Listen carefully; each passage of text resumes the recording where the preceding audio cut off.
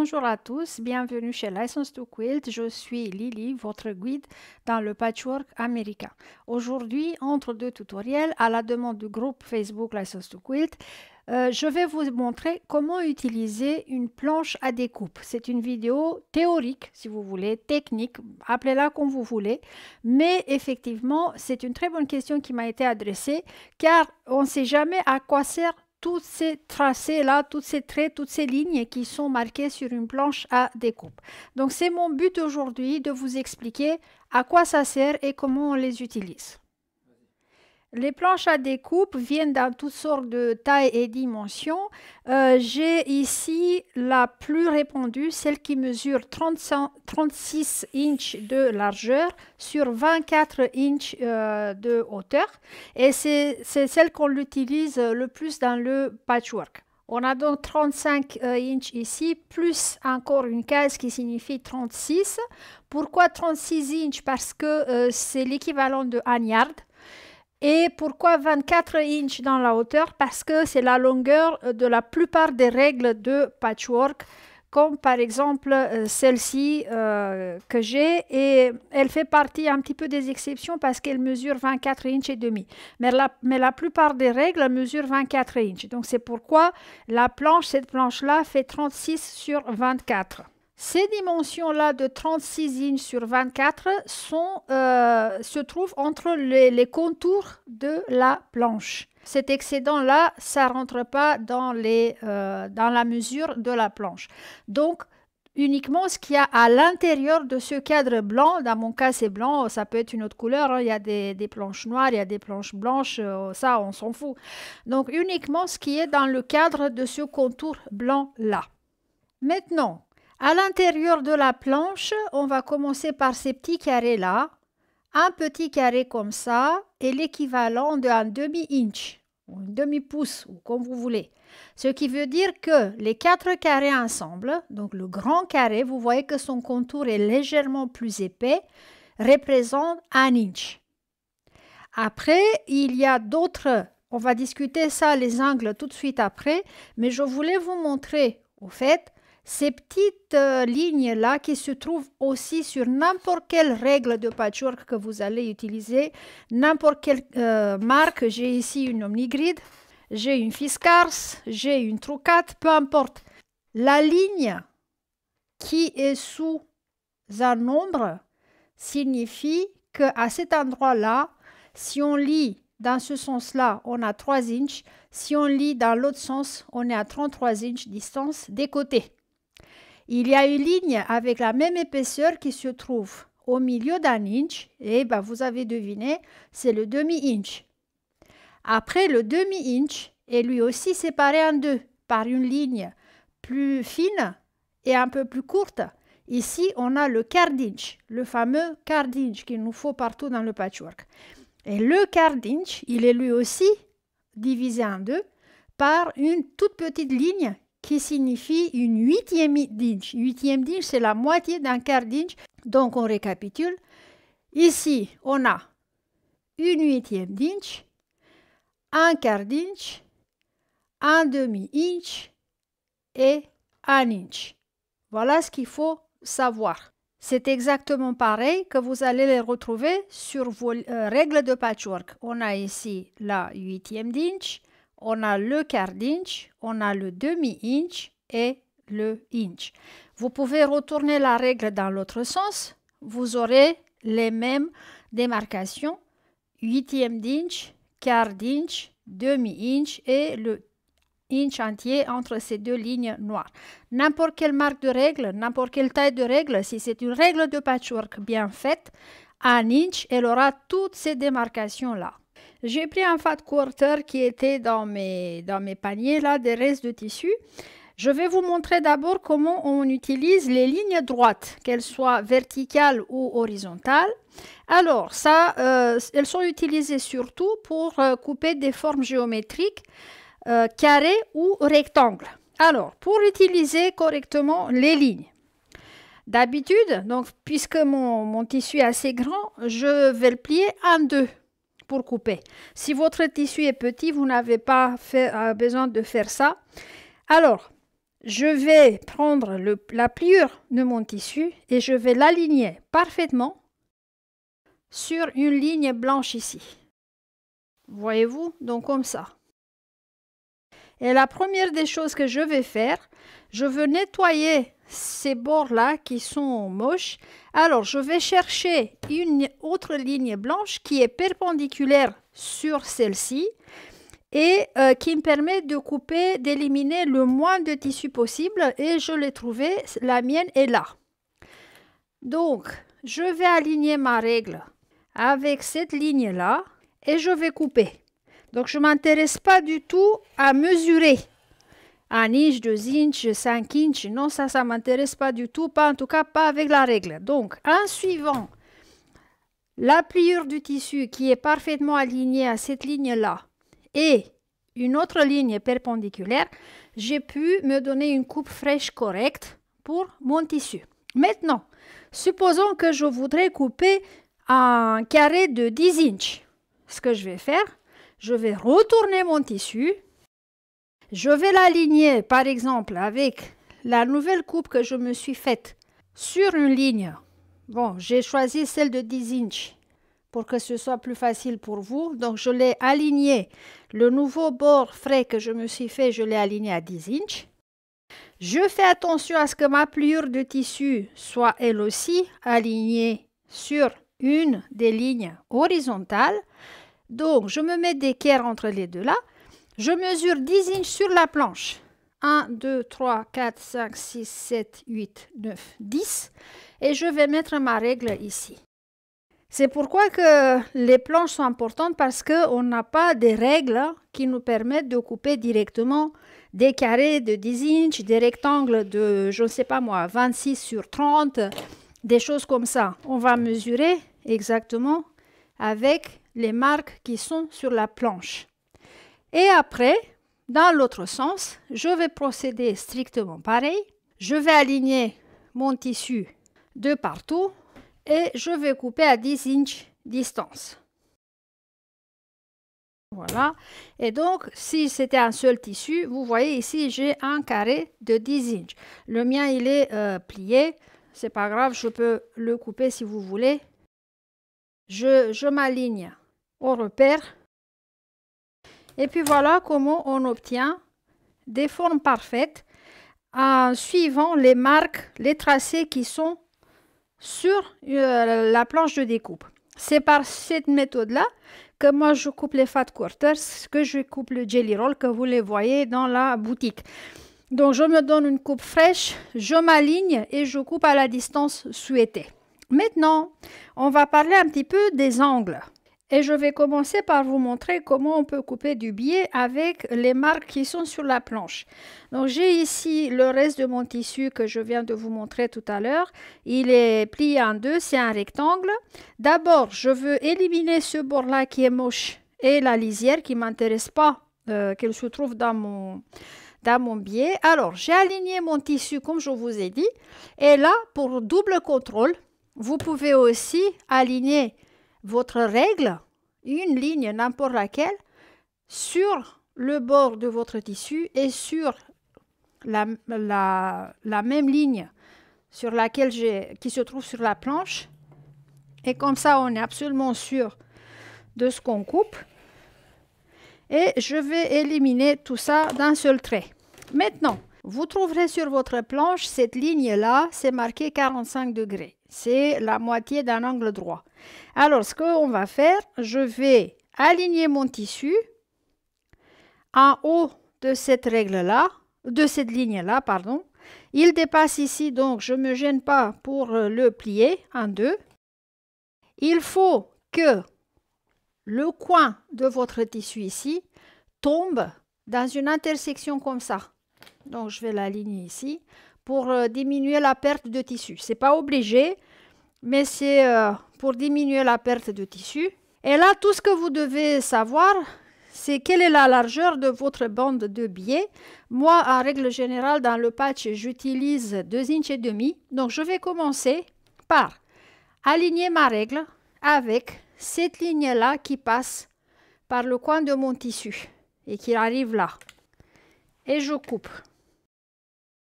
Alors, 2 inches et demi, j'ai dit. Je vais mesurer ici 1 inch, 2 inches et demi. Donc, ma règle doit se trouver là maintenant. Sur cette ligne-là. Et je coupe. Et je continue. Donc, il me faut 2 inches et demi. Ici, j'ai demi. 1, 2. Je m'aligne ici. Et je coupe. Bon, alors, moi, j'aurai maintenant un problème parce que je l'ai plié. Et j'aurai ça. C'est pas bien grave, je vais couper. Pourquoi j'ai plié? Parce que je voulais que la planche soit orientée vers vous. Et donc, du coup, pour moi, ce coin-là, il était un petit peu trop petit pour couper dans le bon sens. Mais c'est pas grave. Je vais juste éliminer cette pointe-là, le V. Si mon tissu n'était pas plié, j'aurais eu des bandes continues. Et voilà vos bandes biais. Regardez, elles sont là. Donc, je vais répéter avec un autre tissu. Je l'ai pareil aligné avec le coin dans un croisement ici. Et donc, je vais couper droit sur la ligne qui traverse le coin de haut en bas. Et après, je peux aussi mesurer avec ma règle. Donc, si je veux 2 inches et demi, j'ai ici 2 inches et demi. Je vais aligner cette ligne-là avec le bord que je viens de couper. Et je coupe à 2 inches et demi. Et puis ici, j'ai une bande biais. Voilà. C'est pas plus compliqué. Que se passe-t-il si, au lieu d'un grand tissu, on va mettre sur la ligne de 45 degrés une bande jelly roll? Voilà, comme par exemple celle-ci. Donc, je vais l'aligner avec ma ligne. Je vais couper. Elle a 2 inches et demi de largeur, donc automatiquement, je vais chercher 2 inches et demi dans l'autre sens. Et je vais vous montrer ce qu'on obtient. On a obtenu 2 losanges. Ceux qui ont fait la Lone Star savent ce que c'est. Donc voilà, les losanges, on peut les obtenir comme ça aussi. Nous avons vu comment utiliser la ligne de 45 degrés, qui est la moitié d'un angle de 90. Donc notre angle de 90 est ici. Et la ligne de 45 est la ligne, une bisectrice, donc qui sépare cet angle-là en 2 moitiés égales. Dans le patchwork, on aura affaire par contre à des lignes de 30 degrés et à des lignes de 60 degrés. Parce que parfois, il nous faut couper dans ces angles-là, 30 et 60 degrés. Alors, si pour la ligne de 45, n'importe où on positionne le tissu au-dessus ou en dessous de la ligne, c'est pareil, parce que c'est la moitié de l'angle. Si vous voulez couper à 30 et à 60 degrés, il faut faire très attention parce que ce n'est pas pareil si on met le tissu ici ou ici. Pourquoi? Parce que, donc, ici, c'est notre angle et ici, c'est la ligne. Notre angle à 90 degrés. Alors, cette ligne-là le sépare en 2 angles. Un angle de 30 degrés ici et un angle de 60 degrés ici. Donc, si on met le tissu en haut, on va obtenir en fait un angle de 60 degrés. Si on veut obtenir 30 degrés, il faut le placer ici sur l'angle de 30 degrés. C'est identique pour cette ligne-là de 60 degrés. Elle sépare notre angle droit dans un grand angle de 60 degrés et un angle de 30 degrés. Donc, si on veut couper 60 degrés, on va placer le tissu sur la portion qui représente 60 degrés. Et si on veut couper à 30 degrés, on va le positionner pareil ici où ça donne 30 degrés. Supposons que j'ai une bande de tissu et que je veux couper à 30 degrés. Donc, je vais l'aligner, ma pièce de tissu, en dessous de cette ligne-là. Mais attention, quoi que vous faites, il faut que tout le tissu se trouve sur la planche. Donc, si je mets ici, c'est pas bon parce que j'ai du tissu qui traîne sur la table. Donc, je vais avancer avec mon tissu jusqu'à ce qu'il se trouve tout en entier sur la planche de découpe. Et après, je prends mes repères et je coupe là où je veux. Et il est clair qu'en coupant ici, j'aurai un angle de 30 degrés. Mon tissu est aligné sur la ligne de 30 degrés avec sa pointe sur une ligne droite. C'est plus facile pour suivre. Et donc, je vais couper sur cette ligne-là. Donc, j'aurai ici un angle droit. Et mon angle de 30 degrés se trouve ici, parce que c'est comme ça que ça s'ouvre, donc d'accord. Et je vais vous montrer avec cet équerre-là qui nous montre les angles. Donc ici, j'ai 90, ici, j'ai 60 et ici, j'ai mes 30 degrés. En gros, c'est ça. Quand on veut couper un angle, on va aligner notre tissu à la ligne qui représente l'angle en discussion. Et faire attention, si c'est la ligne de 30, on a les 30 degrés en bas et les 60 degrés en haut. Et si c'est la ligne de 60, on aura les 30 degrés en haut. On voit que l'angle ici est plus petit et les 60 degrés en bas. Pour la ligne de 45, il n'y a pas d'importance parce qu'elle se place au milieu de l'angle. Et vous allez faire pareil pour les angles de 60 degrés avec la ligne de 60, ce qui vous permettra d'obtenir par exemple des triangles comme ça. Ça, c'est des triangles équilatéraux avec les 3 angles de 60. On utilise ce type de triangle dans le patchwork pour réaliser une variation du kaléidoscope. Voilà, par exemple, donc ça c'est des triangles coupés sur la ligne de 60 degrés. J'ai oublié de vous montrer pour les losanges qu'on a bien 45 degrés dans les pointes. Vous voyez, les losanges et le billet que j'ai coupé aussi. Attendez, la bande billet que j'ai coupé, on est bien à 45 degrés dans les angles. Donc ça, si vous avez un instrument pour mesurer, vous voyez bien que c'est exact. Et puis ici, voilà notre angle de 60 degrés, donc que j'ai coupé avec la ligne, et les 30 degrés qui sont là. Ici, là, et on voit bien que nous sommes dans un angle de 30 degrés. Donc pour s'y habituer, il faudra jouer avec, donc s'entraîner avec les lignes et des chutes de tissu pour que vous faites de la main. Comment utiliser, parce que là c'est beaucoup d'informations d'un coup, c'est peut-être pas très clair, mais prenez vos règles, vos cutters et des chutes de tissu et entraînez-vous à couper des différents angles, des différentes formes géométriques pour s'y habituer à utiliser toutes ces démarcations là. Les lignes droites sont simples, par contre dans les angles, la 45 degrés est simple, mais la 30 et la 60 peuvent vous piéger. Maintenant, quel est l'intérêt enfin de ces planches-là? Elles s'appellent auto-cicatrisantes parce qu'on peut passer avec le cutter dessus dans tous les sens, elles ne souffrent pas. C'est les mêmes planches qu'on utilise aussi dans le scrapbooking pour l'autre type de cutter qui n'est pas le cutter rotatif, c'est un cutter manuel comme ça. Ou moi, quand j'ai pris les cours de verre, de l'art de verre à la verrerie de Guerlédan, on avait un autre type de cutter pour le verre, bien sûr, beaucoup plus solide, complètement différent, mais les mêmes planches, bon, un plus petit, hein, mais les mêmes planches auto-cicatrisantes pour couper le verre parce qu'elles sont très très résistantes et si vous faites le cutter passer sur du bois, ce que je n'ai pas essayé, mais non, vous allez voir votre meuble est détruit. Par contre, sur cette planche-là, vous pouvez faire ce que vous voulez avec n'importe quel instrument de coupe. Tout va bien se passer, il n'y a aucun problème. Parfois, il faut nettoyer ces planches-là parce qu'il y aura des petits fibres qui restent ou d'autres résidus. Ne mettez pas des huiles ou je sais pas quoi parce que ça va tacher vos papiers si vous faites du scrapbooking ou alors les tissus si vous faites de la couture patchwork. Moi, je nettoie mes planches avec un chiffon humide, un peu d'eau chaude, pas bouillante. Donc un peu d'eau chaude ou une éponge mouillée et sans frotter, donc légèrement comme ça, je vais et je nettoie tout.